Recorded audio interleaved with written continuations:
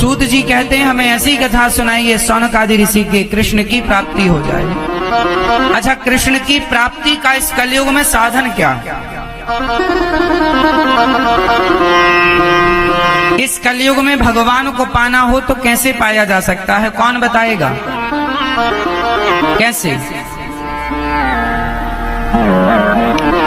इस कलयुग में भगवान को पाना है तो कैसे पाया जाएगा, आप बताओ। मैं वही तो हम कह रहे हैं, संसार को छोड़ने में सुख है और आपने पकड़ के ऐसे ही रखा जैसे आपने अपने दूसरे हाथ को पकड़ लिया। बेटा, बहू, परिवार, पैसा, धन, दौलत, खेती बाड़ी, ऐसे ही तुमने पकड़ रखा और पकड़े हो तुम और कहते हो ये महाराज हम बड़े दुखी हैं। अरे दुखी तब तक रहोगे जब तक छोड़ोगे नहीं। अब बताओ कब छोड़ोगे आप लोग? जिस दिन छोड़ देंगे उसी दिन सुखी हो जाएंगे। पर आपके तो मरते दम तक नहीं छूटता कुछ। एक गांव में एक बूढ़े आदमी मर रहे थे, तो बूढ़े आदमी ने मरते समय उनका मुंह बंद हो गया, तो वो ऐसे बोल नहीं पाए तो इशारा करने लगे ऐसे अंदर से। दांत मांस सब बंद हो जाते हैं ना, दतौरी बंद हो जाती है मरते समय, सब आदमी बोल नहीं पाता मरते समय। देखा आप लोगों ने? अब अच्छा, उनके 4 बेटे थे।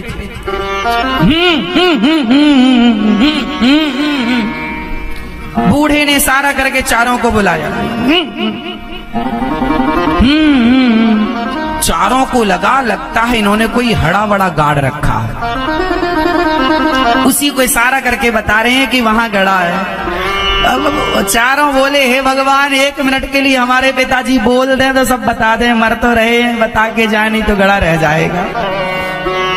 तो वहीं से एक वैद्य जी निकल रहे थे, तो वैद्य जी को उन चारों बेटों ने बुलाया, वैद्य जी यहाँ आओ, हमारे पिताजी देखो क्या कहना, चारों कुछ बोल नहीं पा रहे हैं, इनका मुंह बंद है, कुछ दवाई है?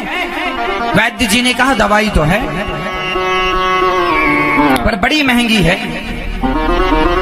20,000 की दवाई है।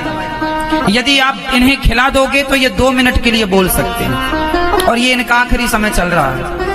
इतनी पावरफुल दवाई है कि पूरा खून वेग से चलने लग जाएगा, इतनी गर्म दवाई है। 2 मिनट के फिर मर जाएंगे। तो बेटों ने कहा हो सकता माल लाखों का हो, हड़ा बड़ा गाड़ रखा हो, बता रहे हो। तो उन्होंने चंदा किया, चारों बेटों ने 5-5 हजार जोड़ा और 5,000 20,000 वैद्य जी को दिए। वैद्य जी ने दवाई खवाई और जैसे ही खवाई तो पिताजी बोले, बच्चों ने कहा जी पिताजी बताओ कहाँ गड़ा रखा है आपने? चारों से बेटों से बाप ने कहा क्यों रे मूर्खो, चारों खोपड़ी में खड़े हो और वो भैंस कब से झाड़ू चबा रही है, 5 रुपए की लाया था मैं खरीद के, पूरी झाड़ू खराब कर दी उसने। ये कह के बढ़ऊ चले गए। 5 बच्चे रोए, बाप मर गया इसलिए नहीं, जाते जाते 20,000 का चूना लगा दिया। रील्स पे 1 मिलियन व्यूज सबको चाहिए, लेकिन किसी को आइडिया नहीं है कि ये करना कैसे। देखो आपको स्ट्रेटेजी बनानी लगा दिया। इशारे तो ऐसे कर रहे थे जैसे हड़ा गड़ा रखा हो माल खजाना, लेकिन वहां भैंस बंधी थी और वो झाड़ू चबा रही थी। वो बार बार उसे देख खा गई झाड़ू, खा गई झाड़ू। और अभी पिछली बाजार से खरीद के लाए थे। तो आदमी मरते समय भी मोह माया से नहीं छूटता। इसलिए हम कह रहे हैं आप लोग समझ जाओ हर बात को।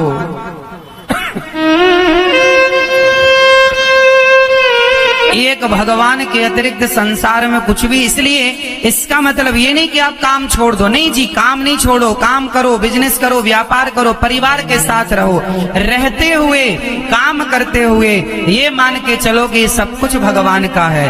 करते हुए भी अपने को कर्ता नहीं मानना, सिंपल ये, करते हुए भी अपने को कर्ता। जैसे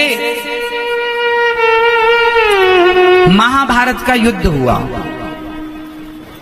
जब अर्जुन पांडव महाभारत जीत गए तो पांडवों को यह अभिमान हो गया कि हमने महाभारत हम जीते। तो भगवान ने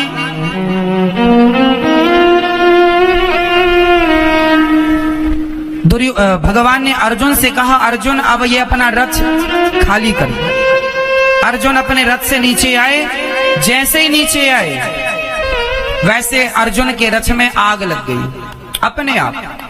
अर्जुन ने गांडीव तैयार किया, प्रभु अभी भी मेरा कोई दुश्मन जिंदा है, देखो मेरे रथ पर उसने अटैक किया, नहीं उतरे होते तो अपने को मार देता। भगवान ने कहा नहीं, कोई जिंदा बंदा नहीं है, तुम शांत रहो।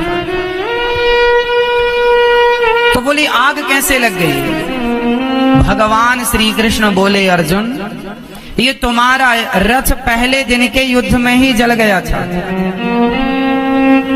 वो तो तुम्हारे रथ के ऊपर श्री हनुमान जी बैठे थे ध्वजा पर, और तुम्हारे रथ के आगे हम बैठे थे, इसलिए तुम्हारा रथ का बाल भी बांका नहीं हुआ। भी अब काम पूरा हो गया, हनुमान जी चले गए, हम भी बाहर आ गए, रथ जल गया।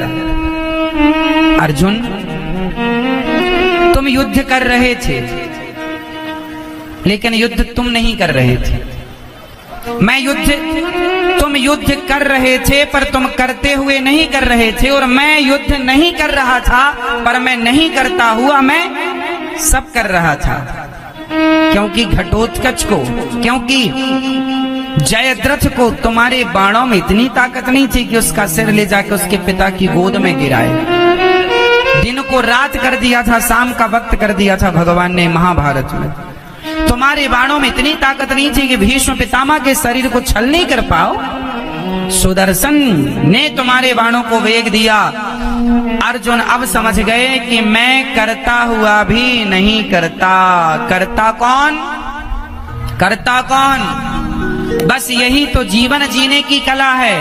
काम आप करो पर अपने को कर्ता मानकर नहीं, ईश्वर को कर्ता मानकर। हे प्रभु आप करते, हम निमित्त हैं। हम क्या हैं? सिर्फ निमित्त।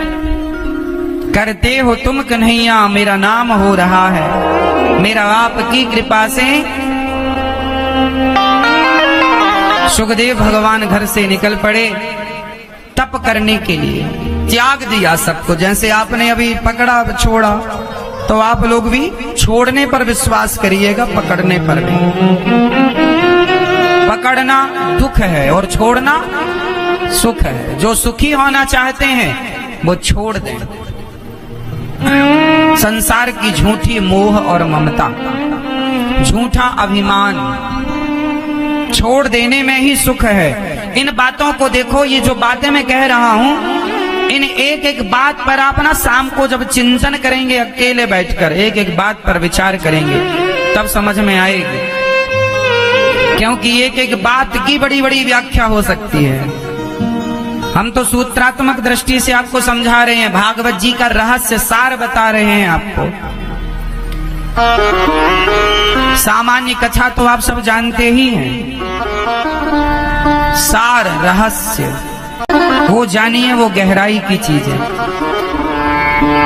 सुखदेव भगवान का जन्म हुआ, 12 वर्ष तक अपनी मां के पेट में थे सुखदेव भगवान। सुखदेव भगवान कौन है? श्री राधा रानी के पास एक शुक था। शुक मतलब तोता, शुक मतलब तोता, मिट्ठू।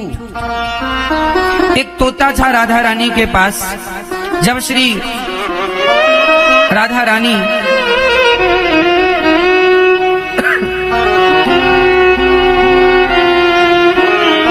एक दिन श्री राधा रानी उस तोते को अनार के दाने खिला रही थी। ये घटना है बरसाने की। बरसाने में राधा रानी के पास एक तोता था, उसे अनार का दाना खिलाया करती और बोल राधा रानी कहा करती तोते से, तोता कहो श्री कृष्ण, तोता कहो, मिट्ठू कहो श्री कृष्ण। तोता कहता श्री कृष्ण श्री कृष्ण। एक दिन क्या हुआ कि वो तोता जो राधा रानी को अत्यधिक प्रिय था, अत्यधिक प्यार करती थी माँ, वो तोता था, उसे मौका मिला उड़ गया। जब उड़ा तो उड़ते उड़ते वो बरसाने से गोकुल पहुंचा। गोकुल में वहां बैठा जहां भगवान श्री कृष्ण के मित्र सखा खेल रहे थे। उन्होंने उस तोते को देखा, वो कृष्ण कृष्ण बोल रहा था, सीखा था कृष्ण कृष्ण कृष्ण कृष्ण। तो बच्चों ने पीछे से पकड़ लिया, पिंजरे में बंद किया। राधा रानी ने ढूंढा, मेरा तोता कहाँ गया, मेरा तोता कहाँ गया। बहुत ढूंढा, बहुत मिला नहीं। सैनिकों को भेजा गया, पता चला कि गोकुल में पकड़ा गया है कोई तोता। तो वृषभानु जी आए, राधा रानी आई, श्याम सुंदर सब आए। सबने कहा कि आपने ये जो तोता है कहां से ले आए। राधा रानी बोली, ये हमारा तोता है, उड़ करके चला गया, उड़ गया। श्याम सुंदर के मित्रों ने पकड़ रखा।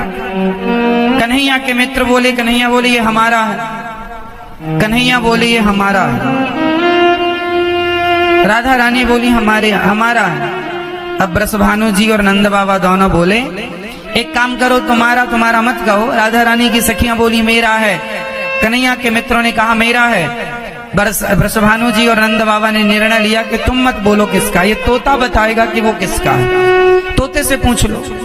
तोते से पूछा, भैया तू ही बता, तू किसका है, तू जिसका हो बोल दे, जो तू कहेगा वो मान लिया जाएगा। तो तोता तो राधा रानी को जानता था। वो राधा रानी के पास जाकर बोला, इन्होंने ही मुझे कृष्ण कृष्ण रटना सिखाया, बोलना सिखाया, मैं इनका। राधा रानी का तोता राधा रानी लेकर चली गई। एक दिन की बात है कि भगवान श्री कृष्ण बरसाने गए मित्रों के साथ। वहां पर राधा रानी से भेंट हुई। राधा रानी के संग भगवान श्री कृष्ण खेलने लगे। तो खेल कौन सा खेला, बच्चे थे, राधा रानी भी छोटी थी और कन्हैया भी। तो बच्चे खेलने लगे। तो खेल कौन सा खेला, पकड़म पाई, लुका छिपी का। हम छिप जाएंगे, तुम ढूंढना, तुम छिपेंगे, हम ढूंढेंगे। तो सबसे पहले कन्हैया छिपे। तो कन्हैया छिपे तो राधा रानी ने ढूंढ लिया। अब बारी थी राधा रानी की, वो छिपे। अब राधा रानी छिप गई। ऐसे छिपी कि बहुत कोशिश की भगवान ने ढूंढने की, पर राधा रानी को खोज ना पाए, ढूंढ ना पाए। जब श्याम सुंदर राधा रानी को नहीं ढूंढ पाए तो श्याम सुंदर ने हार कर कहा तोते से, अरे शुक, क्या तुमने देखा है, तुम मेरी मदद करोगे? हाँ करूंगा। वहां छिपी हुई है राधा रानी। जाकर कन्हैया ने पकड़ लिया। सखियों ने बताया कि इस तोते ने बताया। राधा रानी ने क्रोध करके कहा, शुक, तुमने हमारे इस खेल में व्यवधान डाला, तुमने क्यों परिचय दिया, क्यों बताया? खेल रहे थे भाई, खेलने में तो कोई चीटिंग नहीं करना चाहिए, कोई करे तो अच्छा नहीं होता। आपने बताया, हमारी लीला में आपने बाधा डाली, इसलिए जाओ, हम तुम्हें श्राप देती हैं कि तुम मृत्यु लोक में जन्म लो। अब तो तोता रोने लगा, हे श्याम सुंदर क्षमा, हमने तो आपकी मदद की, राधा रानी अपने से दूर मैं कैसे रहूंगा। सुखदेव भगवान जब रोए तो श्याम सुंदर बोले, कोई बात नहीं, ये लीला मेरी ही थी, मुझे किसी योग्य को मृत्यु लोक में भेजना था। जब हम दोनों की लीला पूरी होगी तो आप जाना सुखदेव के रूप में, और हमारी लीलाओं का जब गुणगान गाओगे तो आप राधा रानी के श्राप से मुक्त हो जाओगे और आप पुनः राधा रानी को प्राप्त कर लोगे, जाओगे। इसलिए सुखदेव भगवान का अवतार केवल कृष्ण के गुणगान करने के लिए, राधा रानी। इसलिए सुखदेव भगवान ने राधा रानी का नाम इसलिए नहीं लिया या लेना चाहा क्योंकि राधा रानी को वो अपना गुरु मानते थे, क्योंकि कृष्ण कृष्ण जपना उन्होंने सिखाया था। तो गुरु जी का नाम प्रत्यक्ष यूं लेते नहीं है, पर इनडायरेक्ट नाम लिया है सुखदेव जी ने भागवत जी में। भागवत जी में राधा जी का नाम इनडायरेक्ट सुखदेव भगवान ने कई जगह पर कहा। डायरेक्ट कहने की जरूरत नहीं है, इशारा होता है। जैसे आप मेरे सामने बैठे हैं और कोई आपके गुरुजी आपके पास बैठे हों आपके घर में, और कोई आपसे पूछे कि आपके गुरुजी कौन है, तो उस समय आपको कहना नहीं पड़ेगा कि मेरे गुरुजी का नाम, या आप इशारा कर देंगे ये मेरे गुरुजी। उस समय इशारे से बात हो जाएगी, इशारे से काम हो जाएगा। बोलो हाँ, बोलो हाँ।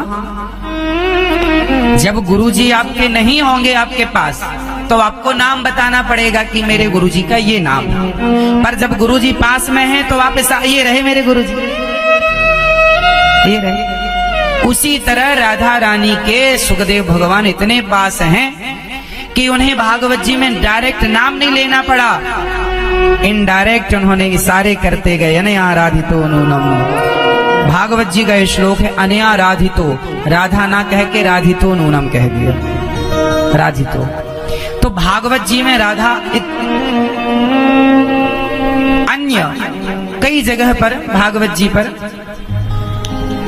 आया, राधावंतो ये भी आया, पर इनडायरेक्ट इशारे में सुखदेव भगवान कहते हैं ये जो अर्थ है ये भावनात्मक अर्थ है, ये भाव के अर्थ। जहां भक्ति हो, प्रेम हो, भाव हो, वहां ये अर्थ लग जाते हैं। प्रेम नहीं है, अभिमान है, तो ये अर्थ अभिमान से नहीं लगते।